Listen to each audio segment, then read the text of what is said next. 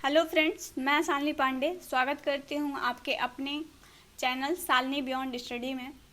हम inclusive education के जो भी इम्पोर्टेंट क्वेश्चन हैं, जो संभावित प्रश्न हैं जो पेपरों में आ सकते हैं या फिर जो प्रीवियस ईयर में पूछे गए हैं, ऐसे क्वेश्चनों की सीरीज कर रहे हैं।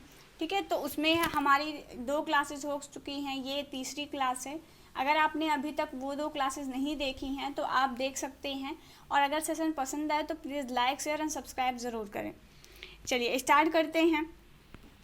इसमें हमारा पहला क्वेश्चन है कि जो सर्व शिक्षा अभियान में किस प्रकार के बच्चों के लिए प्रावधान किए गए थे।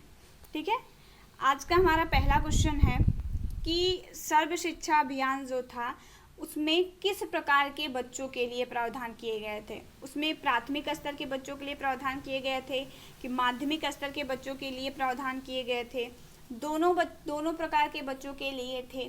ठीक है, या फिर दोनों में से कोई नहीं। प्राथमिक स्तर मतलब 1 से लेकर 5 तक की जो कक्षाएं होती हैं ऐसे बच्चों के लिए। माध्यमिक स्तर मतलब 6 से लेकर के जो 12 तक के बच्चे हैं, ठीक है, ऐसे बच्चों के लिए। तो कौन से प्रकार के बच्चों के लिए सर्व शिक्षा अभियान जो था उसमें प्रावधान किए गए थे।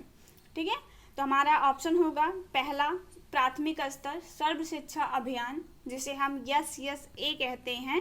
इसमें जो है प्राथमिक स्तर के बच्चों के लिए प्रावधान किए गए थे। इसमें बताया गया था कि जो बच्चे हैं जिनकी एज 6 से लेकर 40 तक है, ऐसे बच्चों को निःशुल्क और अनिवार्य शिक्षा दी जाएगी। चलिए अगले क्वेश्चन की तरफ बढ़ते हैं। इसमें हमारा आंसर क्या होगा, प्राथमिक। चलिए अगले क्वेश्चन की तरफ बढ़ते हैं। तो हमारा अगला क्वेश्चन है कि RMSA, जिसे हम क्या कहते हैं, राष्ट्रीय माध्यमिक शिक्षा अभियान।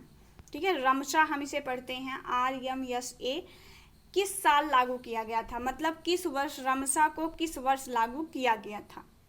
चलिए बताइएगा। पहला ऑप्शन है 2008, दूसरा ऑप्शन 2009, 2001 या फिर 2011। ठीक है, बताइएगा कौन सा सही है इसमें। तो रमशा जो है राष्ट्रीय माध्यमिक शिक्षा अभियान, माध्यमिक स्तर के बच्चों के लिए ये अभियान चलाया गया था। ठीक है, तो इससे जो है 2009 वर्ष 2009 में रमशा को लागू किया गया था।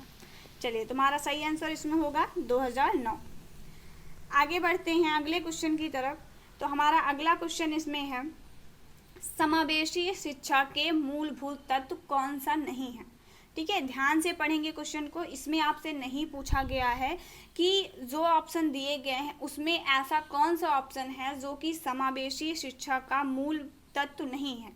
ठीक है, समावेशी शिक्षा एक ऐसी शिक्षा व्यवस्था है जिसमें हम सभी प्रकार के बच्चों के लिए समान प्रकार की व्यवस्था करते हैं। मतलब किसी भी प्रकार के बच्चे के साथ बिना किसी भेदभाव के सभी बच्चों का नामांकन समावेशी शिक्षा में किया जाता है। ठीक है, तो इसमें जो है कौन सा ऐसा तत्व नहीं है जो समावेशी शिक्षा का मूल तत्व नहीं है। देखिए, परिवार और समुदाय जो है वो समावेशी शिक्षा का मूल तत्व है। विद्यालय की मूलभूत संरचना, ये भी समावेशी शिक्षा के मूलभूत तत्व होते हैं। बाधा मुक्त वातावरण, ठीक है, ये तीनों के तीनों जो हैं वो समावेशी शिक्षा के मूलभूत तत्व हैं। हमसे पूछा गया है कि समावेशी शिक्षा का मूलभूत तत्व कौन सा नहीं है, तो इसमें से तीनों ऑप्शन सही हैं। ठीक है, तीनों हैं समावेशी शिक्षा के मूलभूत तत्व। हमारा जो चौथा ऑप्शन है इसमें सभी दिया है, जबकि हमसे नहीं पूछा गया है, तो हमारा चौथा ऑप्शन ही सही होगा। चलिए आगे बढ़ते हैं अगले क्वेश्चनों की तरफ। अगला क्वेश्चन भी है कक्षा प्रबंधन के अंतर्गत किसे शामिल नहीं किया जाता है। जो आपका क्लास मैनेजमेंट होता है उसमें ऐसे कौन से तत्व हैं जिनको शामिल नहीं किया गया है।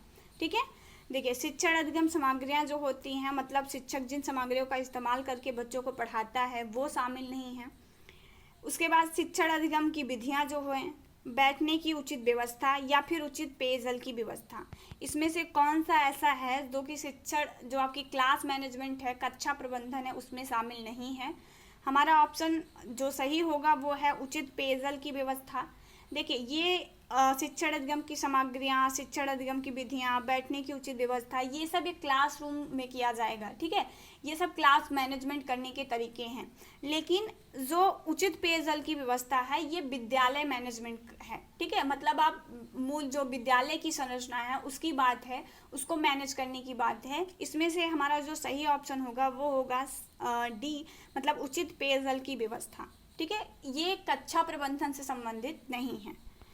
चलिए आगे बढ़ते हैं अपने नेक्स्ट क्वेश्चन की तरफ। तो हमारा अगला क्वेश्चन है कि शिक्षण अधिगम सामग्री मुख्यतः कितने प्रकार की होती है। आपका जो टीएलएम होता है, ठीक है, टीएलएम जिसे हम टीचिंग लर्निंग मटेरियल या फिर हिंदी में शिक्षण अधिगम सामग्री कहते हैं, तो शिक्षण अधिगम सामग्री मुख्यतः कितने प्रकार की होती है, ठीक है, बताइएगा एक बार। एक होती हैं, एक प्रकार की होती हैं, मतलब दो प्रकार की शिक्षण अधिगम सामग्रियाँ होती हैं, 3 होती हैं या फिर 4 होती हैं। चलिए इसमें हमारा जो सही ऑप्शन होगा वो है 3। जो शिक्षण अधिगम सामग्री है वो 3 प्रकार की होती हैं। आप लोग पढ़े होंगे तो उसमें आपने देखा होगा कि एक दृश्य होती हैं, ठीक है, दृश्य सामग्रियाँ होती हैं, श्रव्य सामग्रियाँ होती हैं, और एक दृश्य तथा श्रव्य दोनों होती हैं, दोनों प्रकार की होती हैं, ठीक है। तो हमारा जो शिक्षण अधिगम सामग्री होती है वो 3 प्रकार की शिक्षण अधिगम सामग्रियाँ होती हैं। चलिए तो इसमें सही ऑप्शन जो हमारा हो जाएगा वो है 3rd। आगे बढ़ते हैं अगले क्वेश्चन की तरफ। तो अगला क्वेश्चन है कि बीआरसी का फुल फॉर्म क्या होता है, ठीक है। जो बीआरसी होता है उसका फुल फॉर्म आपसे पूछा गया है। पहला है ब्लॉक रिसोर्स सेंटर, उसके बाद है ब्लॉक रिहेबिलिटेशन सेंटर, दोनों या फिर कोई नहीं। आपको बताना है कि जो बीआरसी होती है, ठीक है, बीआरसी उसका सही फुल फॉर्म इसमें से कौन सा है, ठीक है। तो इसमें जो बीआरसी का सही फुल फॉर्म हो जाएगा वो है ब्लॉक रिसोर्स सेंटर। चलिए आगे बढ़ते हैं। तो इसमें हमारा अगला क्वेश्चन है कि सीआरसी का फुल फॉर्म क्या होता है, ठीक है। अभी आपने बीआरसी का फुल फॉर्म बताया तो उसी से रिलेटेड आपसे सीआरसी का फुल फॉर्म पूछा गया है कि सीआरसी क्या होता है, ठीक है। तो सीआरसी का फुल फॉर्म बताइएगा एक बार क्या होता है। कॉमन रिसोर्स सेंटर होता है, कंपोजिट रिहेबिलिटेशन सेंटर्स होते हैं, कॉमन रिहेबिलिटेशन कॉलोनी होती है, या फिर कॉमन रिहेबिलिटेशन काउंसिल होती है। चलिए तो इसमें हमारा जो सही आंसर होगा वो है कंपोजिट रिहेबिलिटेशन सेंटर, जिसे हम सीआरसीज कहते हैं, ठीक है। तो इसका सही जो आंसर होगा वो होगा आपका first CRC, composite rehabilitation centre. चलिए तो ये आपके कुछ इंपॉर्टेंट क्वेश्चन थे जो कि पेपर में पूछे गए हैं और पूछे जाने की संभावना है। तो आप सभी इसे बहुत अच्छे से करके जाएगा। Thank you. और चैनल पसंद आए तो please like share and subscribe जरूर करें।